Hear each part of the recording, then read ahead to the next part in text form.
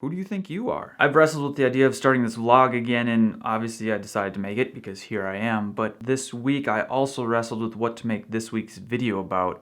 Who do you think you are? And that is exactly why I started the vlog again. Who do you think you are? Who do you think Don't make a video about that. Don't make a video People don't care what you have to say. You're spending too much time on this and there won't be any reward.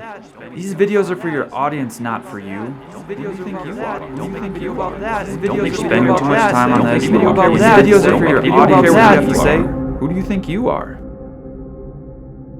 Noise. I have lots of noise in my head. Who do you think you are? Sometimes when I'm meditating, if it gets silent enough, I try to notice the moment it starts to talk again. Then I wonder why it speaks English. Or if people who speak other languages hear a similar voice but in their language. And then I wonder why it's constantly evaluating and categorizing and judging. And if it speaks a language, where was it before I knew how to speak English? And if it was something that was created and learned after I was born, doesn't that mean it can be changed? And probably most importantly, how often is this voice correct? So for a few weeks now, I've been challenging it again. One small example is my wife Carrie asked if I went and got the mail. The voice in my head says, she's only asking because she thinks you're being lazy, and she always gets the mail and you never get the mail. So she is just being sarcastic and trying to judge you. And that thought alone made me feel judged and belittled and angry. I wanted to come back with something snarky like, I don't know, why don't you go check the mail? You've got 2 legs.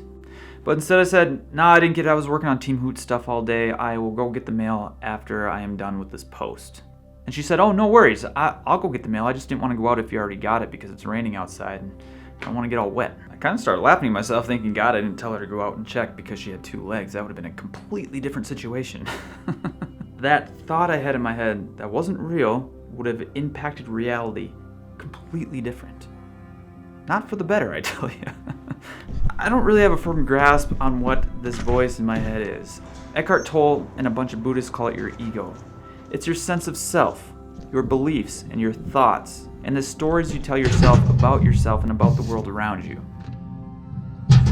Then the question is like, where do these stories come from? I know a lot of these beliefs and stories in my head came from farther back than I can remember. I don't even know where they came from. I just know they've never been challenged.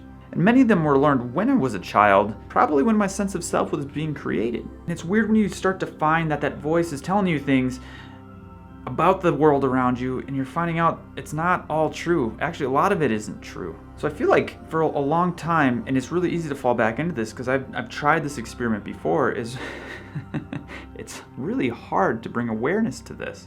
It takes a lot of energy.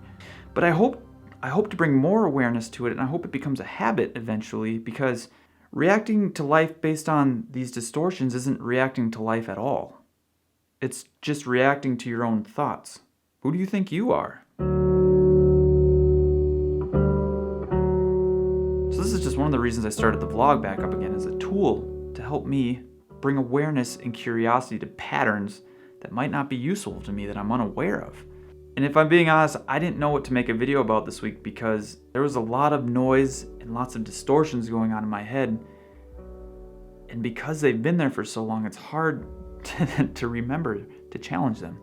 And when you challenge the noise, it gets louder, almost like it doesn't want anyone to know it exists.